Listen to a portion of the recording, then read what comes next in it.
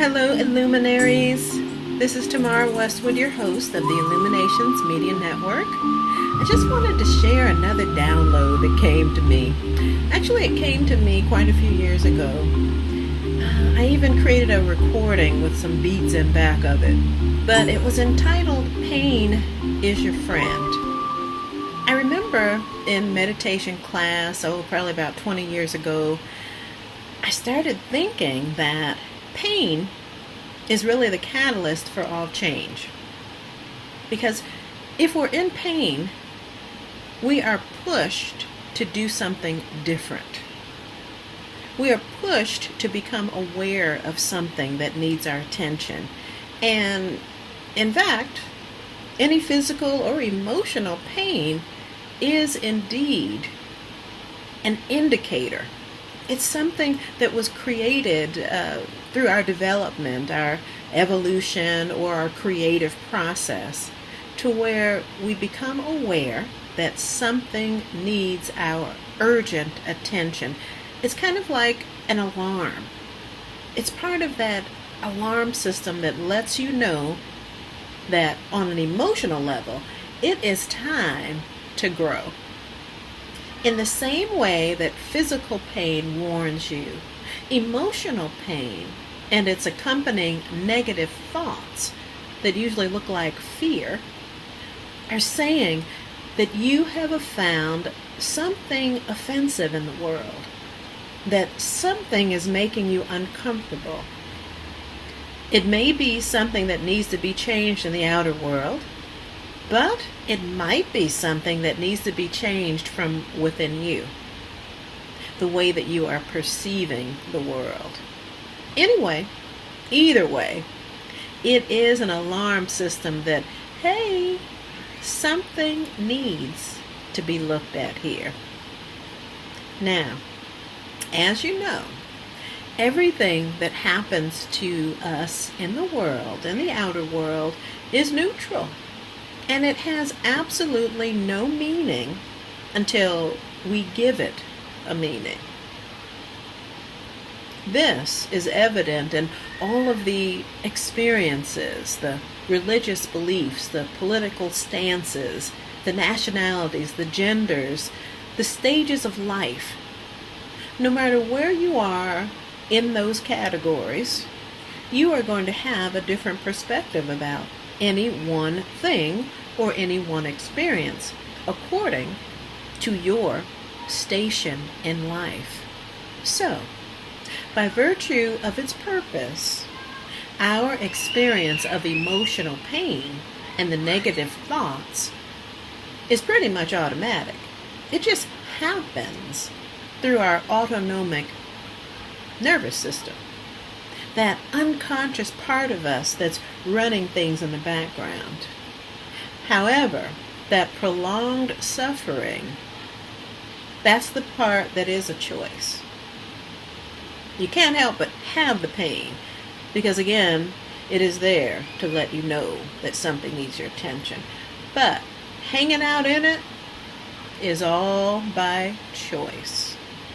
We can be self-righteous or own our indignation regarding whether the thing that offended us was an offense towards our character or our person or whatever it is, whatever our value system is.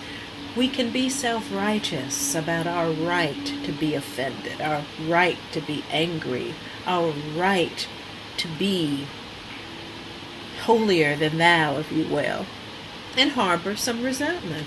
Or we can ignore it, allowing it to go underground, allowing it to seep into the fabric of who we are, allowing us to behave in passive-aggressive ways, getting back at people as if we are snakes, behind the back, underneath.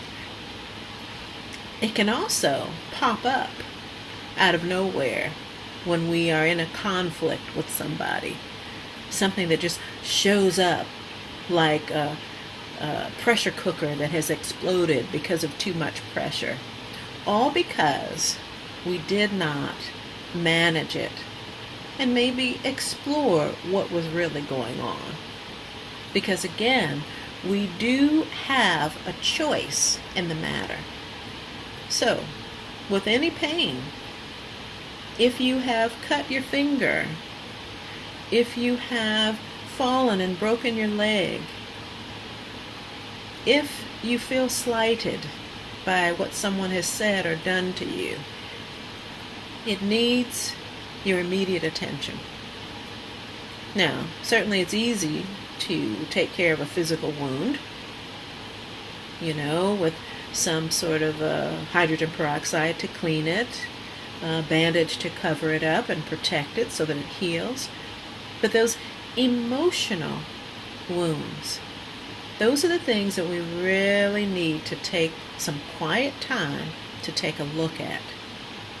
Now, in my practice at beyondhypnosis.org, I have all kinds of tools and all kinds of things that can be done to support this process. That's the easy part. The hard part is if you will do it. A lot of times, again, we become comfortable with being wounded. Sometimes we hold on to things for so long that it becomes a part of our identity. A lot of times people won't heal physically and emotionally because they've become identified with it, and maybe there's some sort of a secondary gain or a payoff for being sick or wounded or being a victim. Sometimes we can make excuses and say, hey, I can't do anything further because you know what happened to me. You know what they did to me. I can't do that. Oh, don't you feel sorry for me because I've been wounded? A lot of times people will identify with that, and that is when they will stay put in whatever low place that they might be in because of the initial pain. That there is a choice. But when you begin to wake up and recognize that it is an alarm system that is designed to keep you on track, that lets you know that if I'm feeling pain, there's something that I need to pay attention to, then it's leading me in the wrong direction from where I want to go. Otherwise, there wouldn't be pain. So let me take a deep look at what is going on with that pain. Why am I feeling pain? And if we find out that it is for some superficial, silly reason, something that's rather petty, that embarrassment that we feel, that embarrassment that we feel, as Dr. Reverend Michael Beckwith says, that embarrassment is the first sign of enlightenment. In other words, divine spirit, universal mind, has provided the sting of shame or guilt as an opportunity to explore the validity of that negative perspective. It's letting you know that you're being tugged in the wrong direction. And so if you want to come back and get right, you got to look at it and see what it is all about. You see, our true nature is divine. Our true nature is to be filled with joy. The only reason why we have ups and downs in this human experience is because we're in school. We are learning to maneuver and navigate this creative ability that we have within us. That's the only reason why we have that pain. So, we get nudged by the divine intelligence with that pain. When we are thinking thoughts and feeling feelings that are moving us away from our true nature of love, peace, joy, and harmony. Wouldn't it be better to hang out in harmony? Wouldn't it be awesome to know how to right yourself when you're going in the wrong direction? I want to go forward. So, in my opinion, the first step to that righting of self is to welcome pain and to question the idea of sin, which is self-inflicted nonsense. Question what sparked its arrival. Don't hate or ignore the pain. Use it to transmute what's false into wisdom. Yes, use it as a tool for your growth, because it's been put there for a reason. It's been put there as part of your guidance system.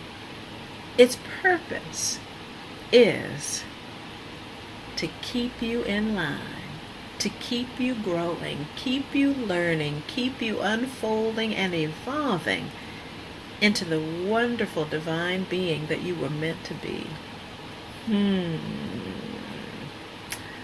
To be safe, to be nourished, to be protected, to be guided. Well, you are, in fact, all of those things. And that suffering part, you don't have to agonize in it. You don't have to. Not anymore, now that you know what that pain is all about. So use it. Use it. Sometimes pain is there because it's time to make an adjustment in a relationship. Sometimes pain is there because it's time to change careers.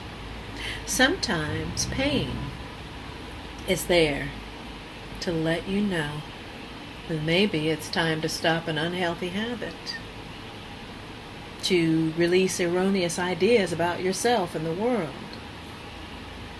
But it's always there to serve you. It's always there. So remember, pain is your friend. Embrace it. Listen to what it has to say, because it is divine. And as Dr. Drayvon James says, it's your birthright. It's your birthright to be free. And pain is oftentimes one of the first steps towards your freedom. Thank you for listening. Thank you for watching. And let me know if this helped you. And check me out at beyondhypnosis.org. And perhaps I can support you in utilizing the law of attraction and all the other universal laws on purpose, by design, and no longer by default. Peace and blessings until next time. And remember, as my grandma always said, get your head together first, and everything else will follow.